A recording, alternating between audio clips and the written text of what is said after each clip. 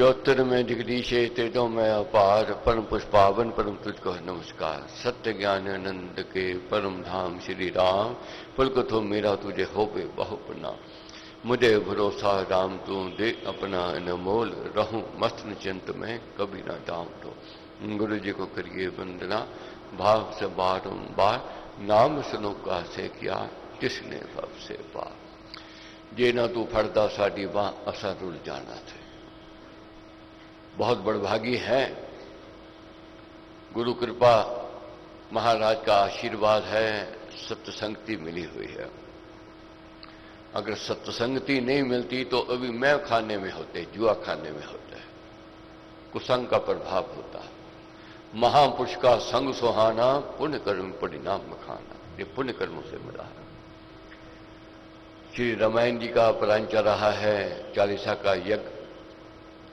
बड़े उत्तम भाव से श्रद्धालु लोग यज्ञ की आशीर्वाद की प्राप्ति के लिए नित्य प्रतिदिन नियमित रूप से आते हैं।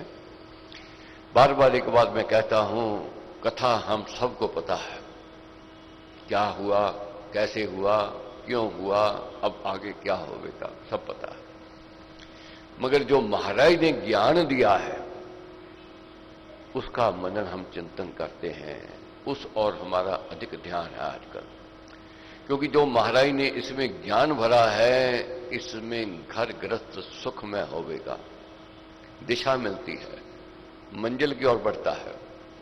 कैसे जीवन में कठिनाइयां, कैसे उतार चढ़ाव, कैसे अपने पराये मिलेंगे, इनसे कैसे सामना करना है, कैसे विचरना है, इसमें दर्शाया है। जीवन में उमंग होती है जानने की कल कैसा होवेगा। अगर संत अच्छे लगे तो समझ लो कल अच्छा होने वाला है। अगर कुसंग अच्छा लगे तो समझ लो बर्बादी आने वाली है। रानी ककेई बहुत ऊंचे घराने की थी, पटरानी थी, और मान सम्मान आदर सत्कार भरपूर मिलता था। मगर एक ही कमी थी, एक ही भाव था, संतों की बात नहीं सुनती थी, संतों का संग नहीं करती थी। उसको क्या अच्छा लगता था, जो मंत्रा कहती थी, जो कुब्जा कहती थी, वे उनको अच्छा लगता था। लाख कोई कह देवे, इतनी हठीली थी। अंत परिणाम जानते हो क्या हुआ।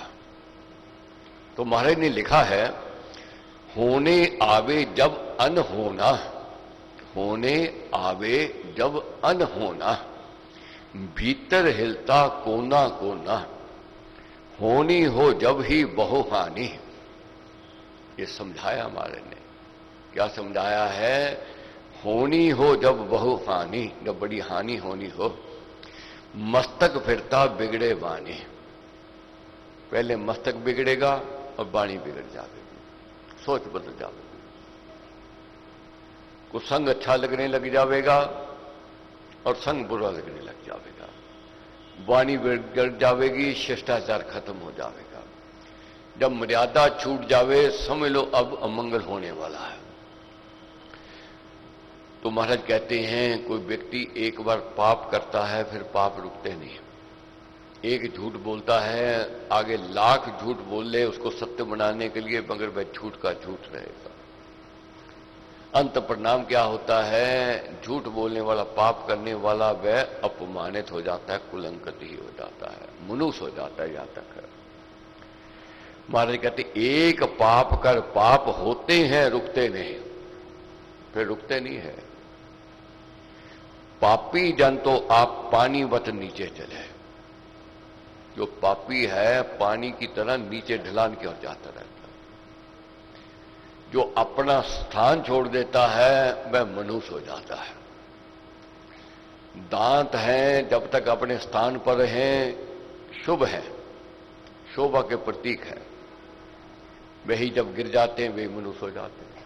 अपने ही दांत है, अपने ही बाल हैं, जब तक अपने स्थान पर हैं, सुंदर हैं, सुंदरता के प्रतीक है। वही बाल ढल जावे, गिर जावे, वही मनुष्य हो जाते हैं। नाखून है, अपने स्थान पर है, सुंदर है, सुंदरता के प्रतीक है। मगर कटते ही मनुष्य हो जाते हैं।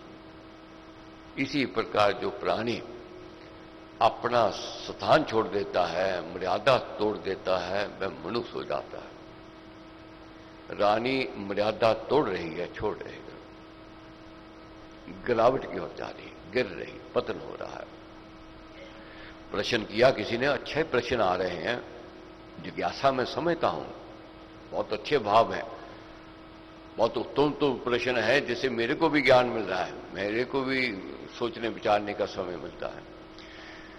एक बहन ने प्रश्न किया कि राम जी सृष्टि का मालिक, उनको पूजा, उनकी आराधना हम लोग करते हैं, और राम जी कैकेयी से बहुत प्रेम करते थे, बहुत स्नेह करते थे। अगर रानी कैकेयी की मति बिगड़ी तो राम जी ने उसकी मति क्यों नहीं ठीक की? बहुत अच्छा सोच है, बहुत चिंतन करने का विषय है। मगर इस बात की हम भूल जाते हैं, संत हमें क्या कहते हैं। संतों को पारसमणि कहा गया है। पारसमणि क्या होता है? लोहे को टच करे, लोहा सोना हो जाता। वही पारसमणि मिट्टी को टच करे, सोना नहीं होगा। सोने को लोहे को सोना कर सकता है। इसी प्रकार महापुरुषों का कहना है, जब तक पात्र नहीं बनेगा कोई, कितने भी संत का संग क्यों ना कर ले, कितनी भी पूजा आराधना क्यों ना कर ले, कितनी तप तपस्या साधना क्यों ना कर ले, वह प्राप्ति नहीं हो सकती है, पात्र बनना ही पड़ेगा। राम जी, विभीषण जी भी आए उनकी शरण में, और अपने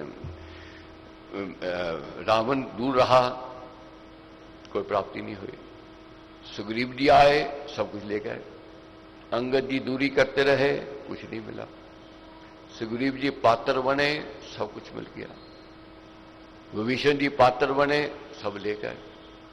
वही कौरवों में देखो, कौरव भी नजदीक थे भगवान कृष्ण के, और पांडव भी, मगर जो पात्र थे पांडव, वह सब कुछ ले गए। कौरव पात्र नहीं बने, कुछ प्राप्ति नहीं हुई।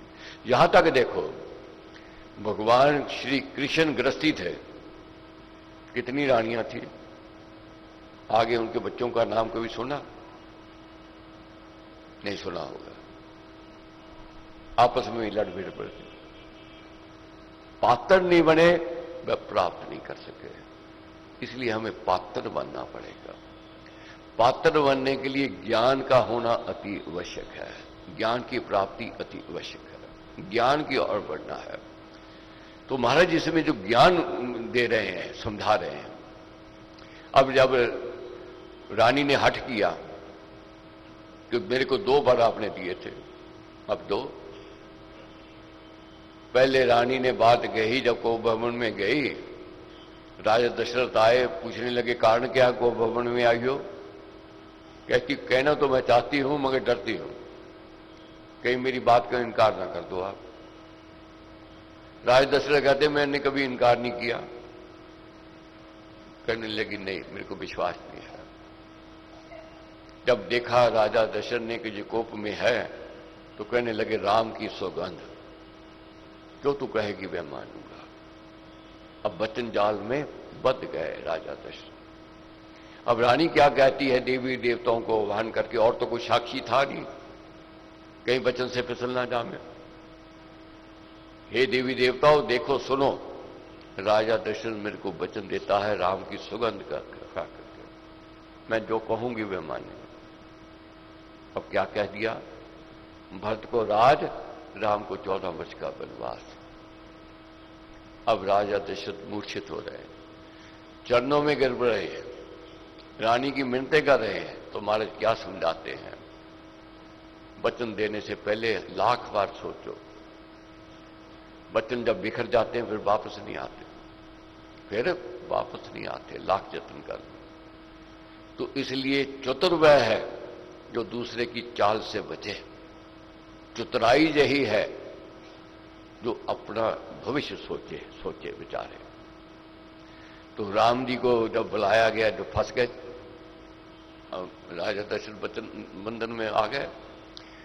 राम जी जब आए तो रानी कैकेयी से कहने लगे, मां आगे जब मैं आता था पिता बहुत प्रसन्न मुद्रा से मेरे से मिलते थे, आज कारण क्या है, उदासी क्यों है, चेहरे में मुस्कान क्यों नहीं है।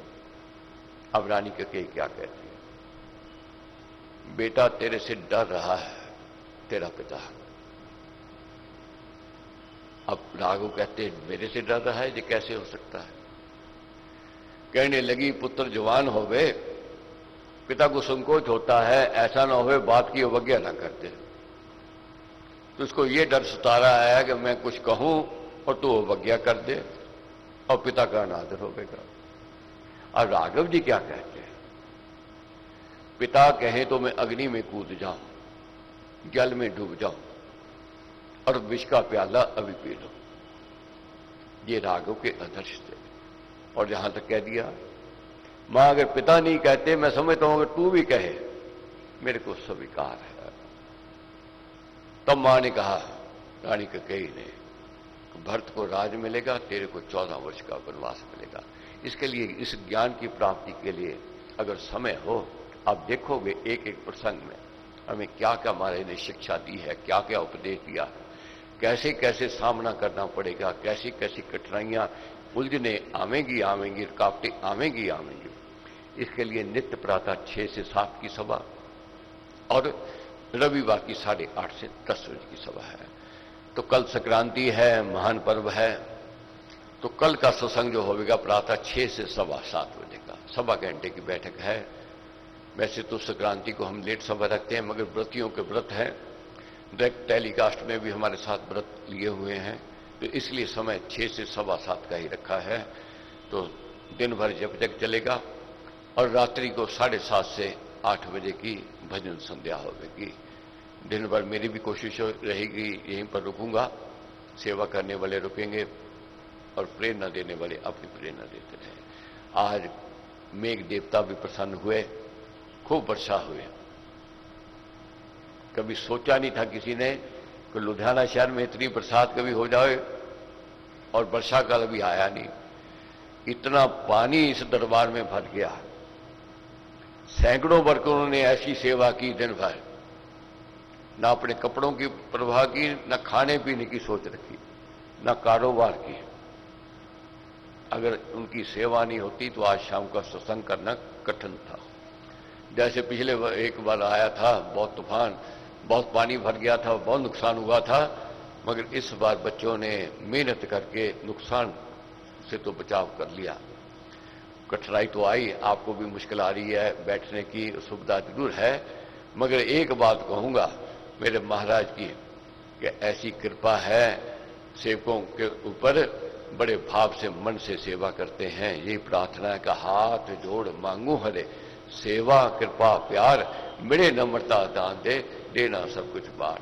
दीन दासों द्वार का सेवा देकर दान, सेवा सदन बनाइए मुझको है भगवान। धन्य है उनके माँ बाप जिन्होंने ऐसे बच्चों को जन्म दिया है, ऐसे कुल में इन्होंने जन्म लिया है जिनके मन में और रोम रोम में एक ही उमंग है, कितना समय मिले हम सेवा करें, यज्ञ का कार्य करें, बहुत बड़ी बात है। ऐसे भाव, ऐसी श्रद्धा सदा बनी रहे, ये कामना है, ये प्रार्थना है।